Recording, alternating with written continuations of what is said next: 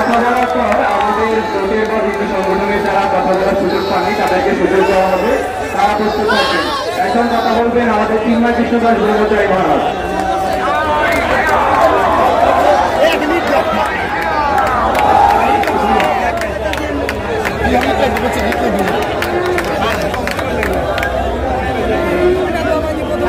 আজকে এই সম্মিলিত সংখ্যালঘু জোটের আয়োজনে সারা বাংলাদেশ ব্যাপী 5ই আগস্টের পরে যে নির্মম নির্যাতন, মঠ মন্দিরে হামলা, ভাঙচুর, অগ্নিসংযোগ এবং লুণ্ঠন ঘটনা প্রবাহ অদ্যাবধি চলছে, রাষ্ট্রযন্ত্রে সনাতনী বা সংখ্যালঘুদেরকে যেভাবে টার্গেট করা হচ্ছে, এই সব ঘটনাবলী নিরসনকল্পে বৈষম্যহীন একটি জাতি রাষ্ট্রে সনাতনীরা গর্বিত উত্তরাধিকার হিসেবে বেঁচে থাকার জন্য পরবর্তী প্রজন্মকে অনুপ্রেরণাদায়ী একটি সুন্দর দেশ উপহার দেওয়ার জন্য সম্মিলিত সংখ্যালঘু জোট আজকে যে সভা আহ্বান করেছে, এই সভায় আমি প্রথমে কৃতজ্ঞতা বলে স্মরণ করতে চাই শ্রীমান ডক্টর মহানবব্রত ব্রহ্মচারীকে, যিনি প্রথম দেশ স্বাধীনের পরে উপলব্ধি করেছিলেন সমস্ত সন্ত সমাজ, সমস্ত শ্রেণী বর্ণের এক হওয়া ছাড়া এই বঙ্গভূমিতে সনাতনীরা যথার্থ স্বাধীনতা লাভ করতে পারবে না। তিনি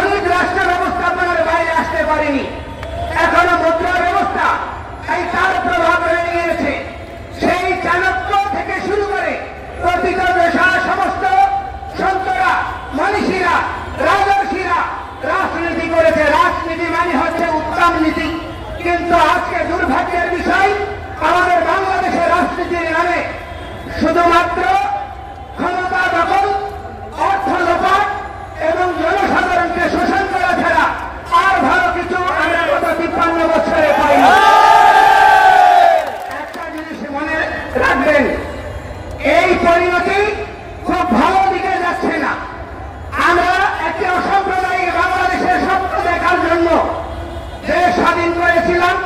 সমস্ত হিন্দু, বৌদ্ধ, খ্রিস্টান, মুসলমান, সমস্ত উপজাতি সবার অংশগ্রহণে 30 লক্ষ শহীদের রক্তের বিনিময়ে 2 লক্ষ নির্যাতিতের আত্মবলিদানে এই বাংলাদেশ স্বাধীন হয়েছে। 4টা মূলনীতিকে আধার করে গণতন্ত্র, সমাজতন্ত্র, ধর্ম নিরপেক্ষতা এবং জাতীয়তাবাদ। অতিশয় দুর্ভাগ্যের বিষয়, দীর্ঘ সময় ধর্ম নিরপেক্ষতাকে নির্বাসনে পাঠানো হয়েছে। অজুহাত দেখানো হয়েছে যে ধর্ম নিরপেক্ষতা মানে ধর্মহীনতা, ধর্ম নিরপেক্ষতা মানে প্রতিটি ধর্মের সহাবস্থান নিশ্চিত করা।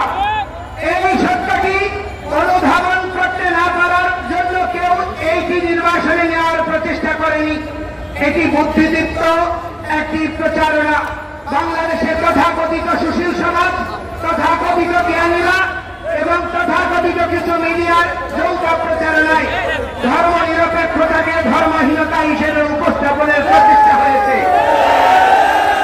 যার ফলশ্রুতিতে আজকে বাংলাদেশ স্বাধীনতার পরে 53 বছর হয়ে গিয়েছে, বাঙালি জাতি একটি আদর্শিক ইতিহাস তৈরি করতে পারেনি।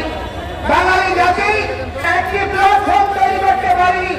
বাঙালি জাতি জাতীয়তাবোধকে বিকশিত করার জন্য একটা সুষ্ঠু পদক্ষেপ গ্রহণ করতে পারেনি। এটি আমাদের জন্য লজ্জার, ভবিষ্যৎ প্রজন্মের জন্য আতঙ্কের। এই জন্য এই আতঙ্কের নিরসন হওয়া জরুরি। এবং আমি বলতে চাই যে দেখুন, আমরা 15 বছরে আপনাদের অপশাসন এবং এই দুর্বৃত্তপনার অবসান করবে। আপনারা ছাত্র জনতার এই যে অভ্যুদয় হয়েছে, যে অভ্যুত্থান হয়েছে, তারপরে কোন স্বাধীন রাষ্ট্র একবার স্বাধীন হয়, বারবার স্বাধীন হয় না।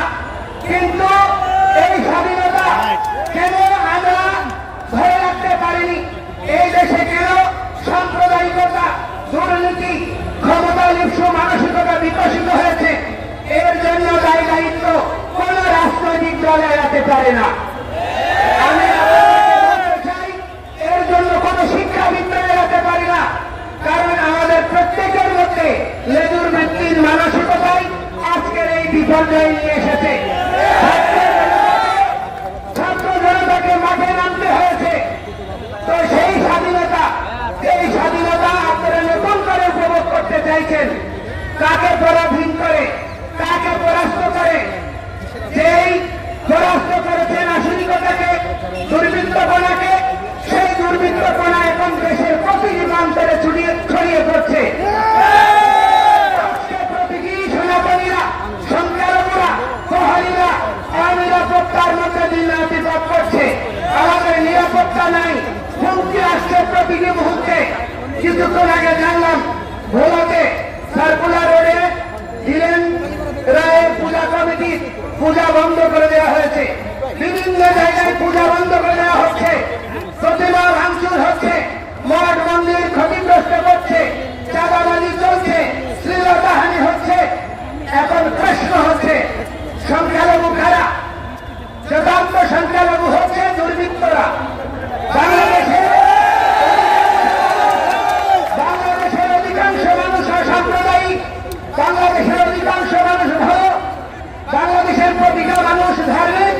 কিন্তু আমার প্রশ্ন তাদের কাছে, যদি এই বাংলাদেশের প্রতিটা লোক হয় বিএনপি, হয় আওয়ামী লীগ, হয় জাতীয় পার্টি, অথবা জামায়াতে ইসলাম, অথবা হেফাজত ইসলাম, কোন না কোন রাজনৈতিক দল বা মতাদর্শের অনুসারী। কিন্তু আমার প্রশ্ন হচ্ছে, 5ই আগস্টের পরে আমরা সবাইকে পাশে পেয়েছি, এই জন্য আমরা আপনাদেরকে ধন্যবাদ দেই। কিন্তু আমাদের কোন হিন্দুরা মনের সাহস নিয়ে দৃঢ়তার সঙ্গে যে কথাটি বলতে পারেনি, জামায়াতে ইসলামের আমিরে জামায়াত তিনি বললেন যে কোন মুসলমান পাহারা দিয়ে নামাজ পড়ে না, কোন মুসলমানের মসজিদ পাহারা দিতে হয় না, তাহলে হিন্দুদের মন্দির পাহারা দেওয়া হচ্ছে কেন? আপনারা বলছেন এই দেশে সহিংসতা হচ্ছে না, রাজনৈতিক নিপীড়ন হচ্ছে, তাহলে কেন দুর্গা পূজায় মাদ্রাসা ছাত্রদেরকে নামিয়ে দেওয়ার প্রয়োজনীয়তা অনুভব করছেন? এটার মধ্যে দিয়ে প্রতীয়মান হয় এই দেশে সংখ্যালঘুরা কত অনিরাপদ। এই অবস্থার জন্য দায়ী কারা? সংখ্যাগরিষ্ঠ জনগোষ্ঠী, যেখানে কোন না কোন রাজনৈতিক দলের অনুসারী। বাংলাদেশের মেজরিটি মানুষ কোন না কোন রাজনৈতিক দলের অনুসারী। তাহলে আপনারা কেন দুর্বৃত্তপনাকে চিহ্নিত করতে পারছেন না? আওয়ামী লীগ যখন ক্ষমতায় ছিল 2001 সনের সাম্প্রদায়িক নিপীড়নের জন্য চক্ষু কমিশন গঠন করা হয়েছিল। বর্তমান রাষ্ট্রপতি তার নেতৃত্বে চক্ষু কমিশন তদন্ত করেছিল। দুর্ভাগ্যের বিষয়, চক্ষু কমিশনের রিপোর্ট উনি রাষ্ট্রপতি হয়েও আজ পর্যন্ত প্রকাশ করেনি, আজ পর্যন্ত বিচার করেনি। তাহলে বিএনপির সময়ে যেই সহিংসতা হয়েছে তার দায়িত্ব পালন করেনি আওয়ামী লীগ। আওয়ামী লীগের আমল হয়েছে আমাদের ঐক্য পরিষদ সহ সমস্ত সংগঠনগুলো কুমিল্লার প্রজাপতি গডফাদারকে নির্বাচনে নমিনেশন না দেওয়ার জন্য বলেছিল। আমরা আন্দোলন করেছিলাম, প্রতিবাদ করেছি, তাদেরকে নমিনেশন দেওয়া হয়েছে। সেই দুর্বৃত্তপনার বিচার আজকে যদি রাজনৈতিক দায় এড়াতে চায়, তাহলে বিএনপি, জামায়াতে ইসলাম, আপনারা যারা আছেন ক্ষমতায়, তাদের উচিত ছিল প্রথম 5টা বা 6টা কমিশনের সঙ্গে 21 সাল থেকে অদ্যাবধি যে সহিংসতা হয়েছে, যে নির্যাতন হয়েছে, হত্যাকাণ্ড হয়েছে, তার জন্য কমিশন গঠন করা। আপনারা বাস্তবিকেই সংখ্যালঘুদের প্রতি আন্তরিক, সেটি তো আমরা দেখিনি। আপনারা সংবিধান সংশোধন করতে চান, আমরা বিরোধিতা করি না। রাষ্ট্র যদি সামগ্রিকভাবে জনসাধারণের প্রয়োজনীয় মৌলিক অধিকার প্রতিষ্ঠার জন্য সংযুক্তি দরকার হয় করেন, তবে সেখানে আমরা শুনলাম কালকে সেই কমিশনে হিন্দু প্রতিনিধি দেওয়া হয়েছে। আমাদের বক্তব্য হচ্ছে আড়ালে লুকোচুরি করে আমাদের পাহাড়িদের মধ্যে একজন উপদেষ্টা নিয়োগ করা হয়েছে। এই উপদেষ্টা তিনি পাহাড়িদের উপর যখন হামলা হয়েছে বক্তব্য এসেছে তার, আমরা তাকে কৃতজ্ঞতা জানাই। কিন্তু আমাদের যে হিন্দু উপদেষ্টা হলো আজ পর্যন্ত কোন মন্দির পরিদর্শনে যায়নি, পাশে দাঁড়ায়নি, হিন্দুদের স্বার্থে, সংখ্যালঘুদের স্বার্থে কোন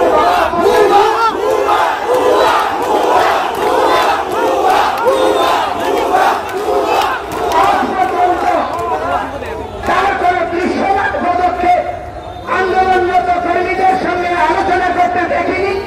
তাহলে কাকে আপনি হিন্দু প্রতিনিধি বানিয়েছেন?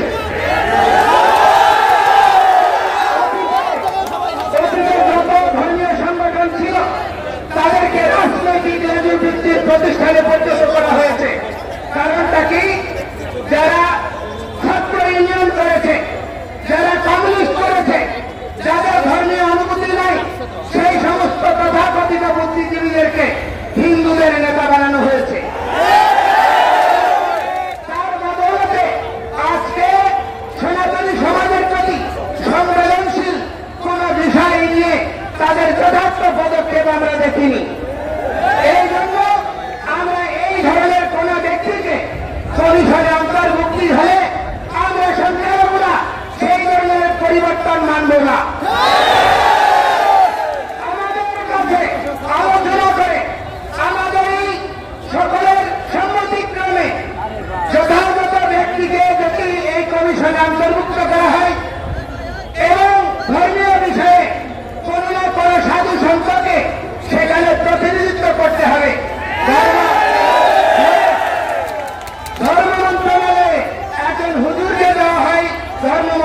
হবে প্রতিটি রাজনৈতিক সরকারে।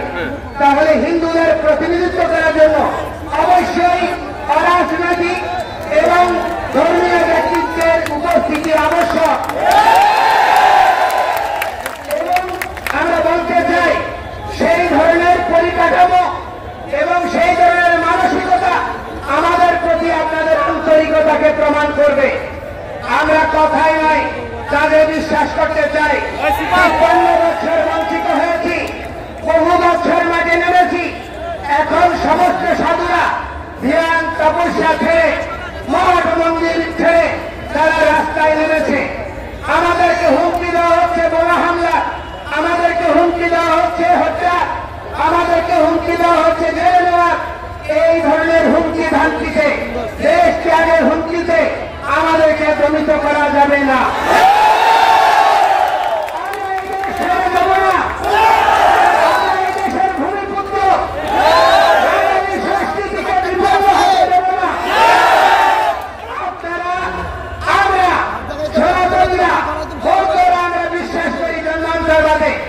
দেহের মৃত্যু হয়, আত্মার মৃত্যু হয় না। আবার আসিব ফিরে দানশিরি নদীর তীরে সম্প্রতির বা শালিকের বেশে। আমরা সম্প্রতির শালিকের বেশে নয়, আমরা বীর যোদ্ধা হয়ে মরব এবং আবার জন্মগ্রহণ করব।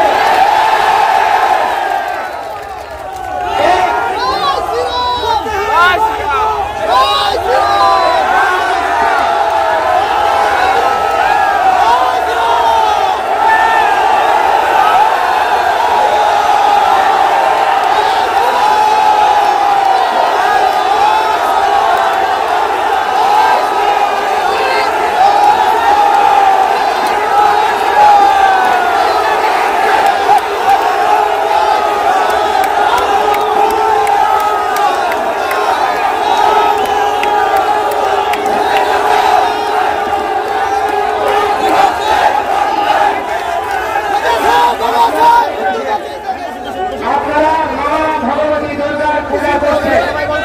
আগামী ৪-৫ দিন পরে বাংলাদেশের সনাতনীদের সবচেয়ে বড় ধর্মীয় উৎসব দুর্গা পূজা অনুষ্ঠিত হবে। মা দুর্গা পূর্বে শহীদ ছিল, সতী রূপে দেহত্যাগ করে তিনি আবার পার্বতী হয়েছেন এবং মহিষাসুর মর্দিনী রূপে চন্দ্রমন্দিরকে বধ করে চন্ডিকা হয়েছেন। সুতরাং আমরা এই ভূমিপুত্রেরা বারবার জন্মগ্রহণ করব আর এই বঙ্গভূমির সংস্কৃতি সভ্যতা আদর্শকে সমুন্নত রাখবো। যারা জৈবতাবশত লেবুর বৃত্তিবশত আমাদের এই আন্দোলনকে রাজনৈতিক দিক দিতে চায়, আমি তাদেরকে বলতে চাই আমরা বিভিন্ন পর্যায়ে আলোচনা করেছি। আপনারা অনেকে বলেন আমরা বিগত 15 বছর কোথায় ছিলাম, আমরা প্রধান আন্দোলন যা করেছি কোন রাজনৈতিক দল দৃশ্যমান আন্দোলন করতে পারেনি। এরপরেও তিনটা নির্বাচনী ইস্তেহারে আমাদের দাবিগুলো থাকার পরেও তার কোন যথার্থ বাস্তবায়ন হয়নি। আমাদেরকে প্রত্যেকটি সরকার বিমাদাসুলভ আচরণ করেছে এবং তারা সকলে আমাদেরকে আশার মোড়া ঝুলিয়েছে, কিন্তু বাস্তবে দৃশ্যমান কোন পদক্ষেপ দেখিনি। আপনাদেরকে বলতে চাই রাজনৈতিক দল ব্যতীত একটি গণতান্ত্রিক রাষ্ট্র ব্যবস্থা থাকতে পারে না। আমরা আপনাদেরকে বিশ্বাস করতে চাই, আপনাদের দৃশ্যমান পদক্ষেপ দেখতে চাই। 3 কোটি জনসাধারণকে অন্ধকারে রেখে এবং সনাতনী সংখ্যালঘুদের অস্তিত্বকে বিপন্ন করে এই দেশ গণতান্ত্রিক দেশ থাকবে না। বাংলাদেশে শুরু হয়ে গেছে বাংলাদেশের পতাকা পরিবর্তনের, সঙ্গীত পরিবর্তনের, সবকিছু পরিবর্তনের, ভাষা পরিবর্তনের অপপ্রয়াস কেউ কেউ দেখাতে শুরু করেছে। এই পরিবর্তন যদি অব্যাহত থাকে এই দেশে উপনিবেশিক শক্তি রাজনৈতিক খেলোয়াড়রাই খেলতে পারবে। আপনারা ফুটবল হবেন, আপনারা খেলোয়াড় হতে পারবেন না। আমি আপনাদেরকে বলতে চাই কখনো আপনারা আমেরিকা, কখনো চায়না, কখনো রাশিয়া, কখনো ইন্ডিয়া এদের দাসত্ব করেছেন প্রতিটি রাজনৈতিক দল। আর হিন্দুরা আন্দোলন করলে তাদেরকে ইন্ডিয়ান টেক দেবেন, তাদেরকে আওয়ামী লীগের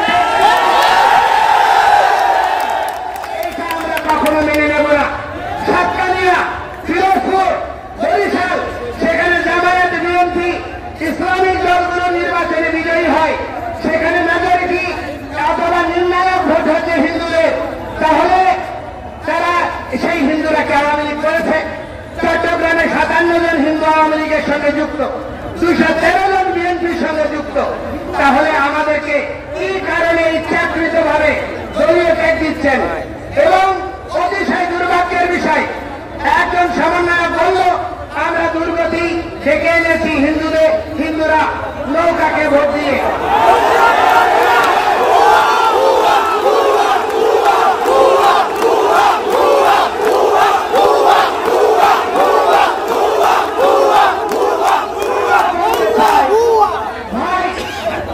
আমরা বিভিন্ন পর্যায়ে বলেছি বাংলাদেশের প্রেক্ষাপট কিরকম ছিল।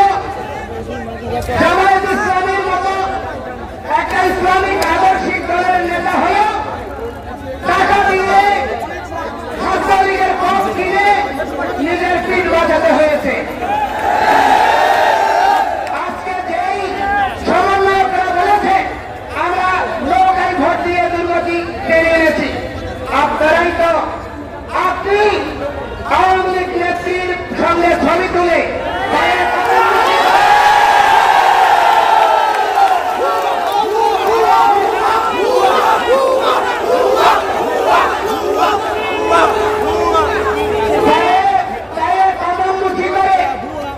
ছাত্রলীগের পথ দিয়ে দলীয় কর্মকাণ্ড করে আজকে আপনি হয়ে গিয়েছেন আওয়ামী বিদ্বেষী, অথবা আপনি হয়ে গিয়েছেন গণজাগরণের অভ্যুত্থানের নায়ক। যারা দীর্ঘকাল আওয়ামী লীগের সময় প্রত্যক্ষভাবে আপনার আন্দোলন করেছি, মাঠে নিপীড়িত হয়েছি, আমাদেরকে আপনারা আওয়ামী লীগের ত্যাগ দেবেন, এই পরিস্থিতি আমরা মেনে নেব না। আমরা এখন থেকে সমস্ত বাংলাদেশের হিন্দুরা ভোটের আগে যারা আমাদের অধিকার নিয়ে আমাদের দাবি নিয়ে কাজ করবেন, আমরা সমন্বিতভাবে তাদেরকে ভোট দেব। আমরা হিন্দুরা কেউ করবো না, যারা হিন্দু নামে করতে চাইলে তাদেরকে আমরা সামাজিকভাবে বর্জন করব। এবং আমি বলতে চাই, আজকে একটা জিনিস দেখুন, আমাদের নিপীড়নের ইতিহাস, বাংলাদেশের 4 শ্রমিকদের যে বেতন তার চেয়েও কম বেতন হচ্ছে সংস্কৃতদের 178 টাকা না 79 টাকা। এই টাকা দিয়ে কি দেশ চলে? এই টাকা দিয়ে পরিবার চলে?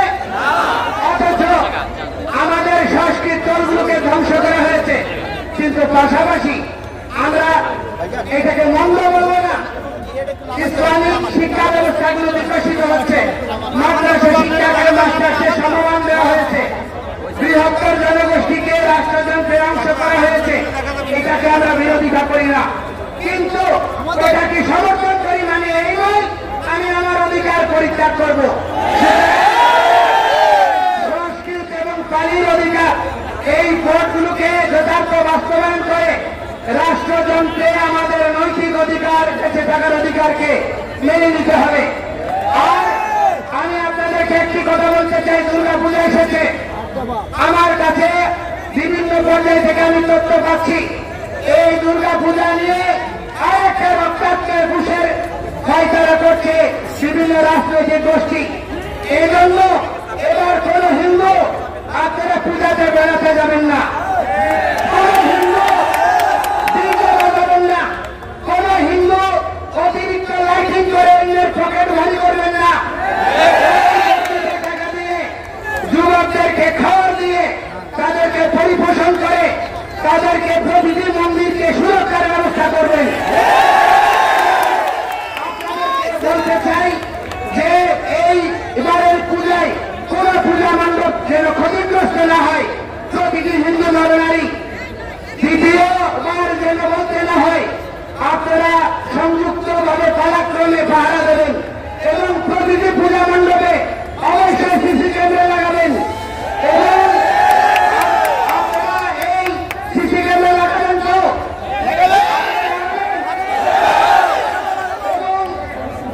এবং আপনাদেরকে অনুরোধ করব যে আমাদের যে 800 দাবি, এই 800 দাবি দুর্গাপূজার ছুটি এবং ক্ষতিগ্রস্তদের পুনর্বাসন এবং বিচারের জন্য অবশ্যই দ্রুত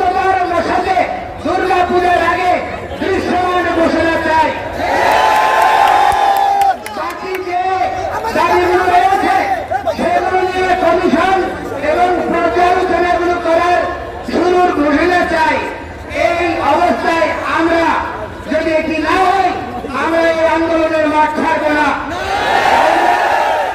দুর্গা পূজা বিজয়া দশমীর পরের শনিবার অর্থাৎ দুর্গা পূজার 10 দিন পরে প্রথম সপ্তাহের পরে যে শনিবার হবে সেই শনিবার বিকালে আমরা লালদিঘির মাঠে চট্টগ্রামে মহাসমাবেশ আহ্বান করছি। সেখান থেকে প্রতিটি বিভাগীয় শহরে মহাসমাবেশ হবে। এর মধ্যে প্রতিটি জেলা উপজেলায় সমন্বয় সভা হবে এবং পরবর্তীতে আমরা সম্মিলিতভাবে সারা বাংলাদেশের প্রতিটি হিন্দু নারী আমরা রাজধানী অভিমুখে আসবো।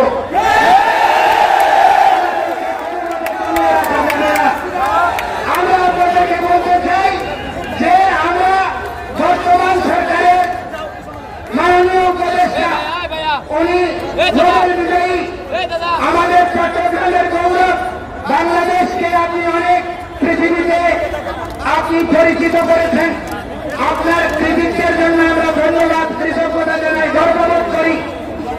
আমাদের উপদেষ্টা পরিষদে অনেক গুণী ব্যক্তিরা আছেন, আমরা আপনাদেরকে প্রশংসা করি। কিন্তু আপনার কাছে আমি বলতে চাই, সারা পৃথিবীতে শান্তির বাতাস বয়েছেন, শান্তিতে নোবেল পেয়েছেন, কিন্তু বাংলাদেশি সংখ্যালঘুরা যদি নিরাপদ না থাকে এই শান্তি স্থায়ীভাবে বিপন্ন হবে, কারণ সাম্প্রদায়িক রাষ্ট্রে পরিণত হবে এবং এদেশের রাজনীতি আস্থা করে নিক্ষেপিত হবে।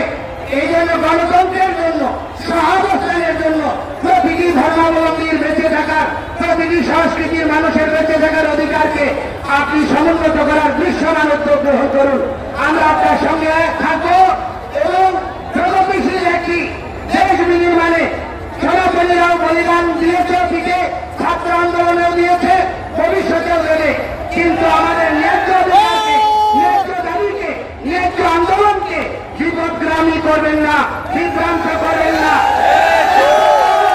একটা ইউটিউব চ্যানেলে বলেছে ধর্মীয় উস্কানি দিয়ে সারা দেশে দাঙ্গা লাগানো হবে। আজকের সমাবেশে আওয়ামী লীগের প্রেতাত্মারা নাকি টাকা খরচ করেছে, আজকে সেই রকম কিছুই হয়নি। আমি বলতে চাই এই ইউটিউব চ্যানেলের বিরুদ্ধে সরকার ব্যবস্থা গ্রহণ না করলে আমরা স্বরাষ্ট্র মন্ত্রণালয়ে যেটা করতে যাব। অনুরোধ করব, ঐতিহাসিক শঙ্করী মন্দির এটি ওয়ারিতে রয়েছে, আমাদের ঐতিহ্যের স্মারক, সেটি দখল করা হচ্ছে ভূমিদস্যুরা। আমি অনুরোধ করব আপনারা সকলে সেই প্রতিষ্ঠান উদ্ধারের জন্য, দুর্গাপূজা করার জন্য সেখানে যথাযথ ব্যবস্থা গ্রহণ করবেন। এবং আমি পরিশেষে আপনাদের সকলকে বলবো, আপনারা যে এখানে নবজাগরণের অভ্যুদয় ঘটিয়েছেন, সাধু সন্তরা এই আন্দোলনের শিরোভাগে থাকবে। ছাত্ররা তারা এই আন্দোলনের যোদ্ধা, আর পেশাজীবীরা তারা আমাদের পরিপোষক। আমরা সম্মিলিতভাবে এগিয়ে যাব, কোন বিভক্ত হওয়ার সুযোগ আর কোন ধর্মীয় সংগঠন অথবা কোন সনাতনী নাম ব্যবহার করে কোন আপনার যদি প্রতিষ্ঠান এই আন্দোলনে যোগদান না করে, নিষ্ক্রিয় ভূমিকা পালন করে, তাদেরকে সামাজিকভাবে বর্জন করুন। হিন্দু, আমরা আত্মপুত্র, আমরা সনাতনী, আমরা বঙ্গ সন্তান।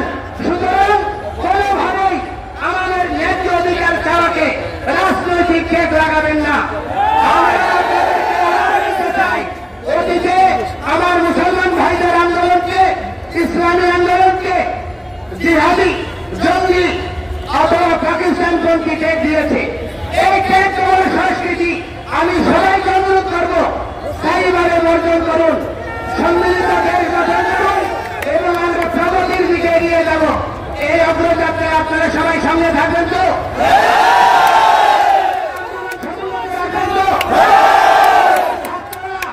আমাদের ভাইয়েরা যে আত্মত্যাগ স্বীকার করছে, আপনার চট্টগ্রামে আমাদের বিএলআই অজয়দেরকে হত্যা মামলায় আসামি করা হয়েছে, তারা কোন রাজনৈতিক দলের লোক ছিল না। আজকে পেশাজীবী হিসেবে দায়িত্ব পালন করতে গিয়ে রানা দাসগুপ্তের মতো একজন সংখ্যালঘু লিডারকে হত্যা মামলার আসামি করা হয়েছে। একজন নিরপেক্ষ লোককে 2 মাস চাকরি থাকা অবস্থায় তাকে পদচ্যুত করা হয়েছে। থেকে কি বার্তা দিতে চাইছেন যে আপনারা দেশে সংখ্যালঘু শূন্য করবেন? প্রশাসন থেকে, বিচার বিভাগ থেকে। আজকে আপনি দেখেন কোর্টে কোন হিন্দু বিচারপতি নাই, আপনার সচিবালয়ে হিন্দু শূন্য করার প্রক্রিয়া চলছে। প্রতিটি জায়গায় ডিসিতে একজন দেওয়া হয়েছে নামমাত্র। তো সেজন্য আমি আপনাদেরকে বলবো, সবাই আওয়ামী লীগ করে না রে ভাই, আপনারাও যেন বিপদে পড়ে অনেকে আওয়ামী লীগ করেছেন, অনেকে দলীয় পরিস্থিতির শিকার হয়ে রাষ্ট্রযন্ত্রে পৃষ্ঠ হওয়ার ভয়ে কাজ করেছে, তাদেরকে আপন করে নিন, বিভক্তি ত্যাগ করে একটি সুন্দর দেশ বিনির্মাণ করুন, এই প্রার্থনা জানিয়ে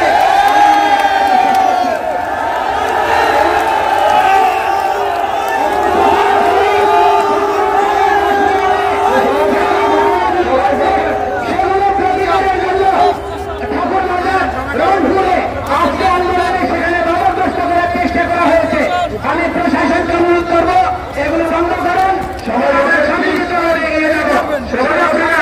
আমাদের কর্মসূচি ঘোষণা হয় নাই, সবাই বসে। এবং একটি কথা অত্যন্ত গুরুত্বপূর্ণ একটা কথা আমি ভুলে গিয়েছি, সোশ্যাল মিডিয়ায় আমরা হিন্দুরা কোনো ধর্মকে অবমাননা করি না, প্রকৃতি ধর্ম বিকশিত হতে পেরেছে। তাই আমি বলতে চাই, সোশ্যাল মিডিয়ায় কোনো উস্কানিতে পা দেবেন না, অপরিচিত কাউকে বন্ধু বানাবেন না,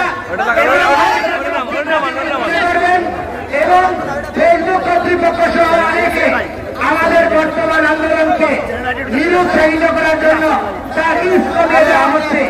আমি এই সমস্ত প্রগতিশীল সোশ্যাল মিডিয়াকে অনুরোধ করবো, আমাদের এই দাবির যৌক্তিক 8 দফা দাবি বাস্তবায়নের জন্য আপনারা সহযোগ দিন, এবং এই 8 দফা দাবি পরিপূর্ণ না হলে আমরা মাঠ ছেড়ে যাব না। সবাইকে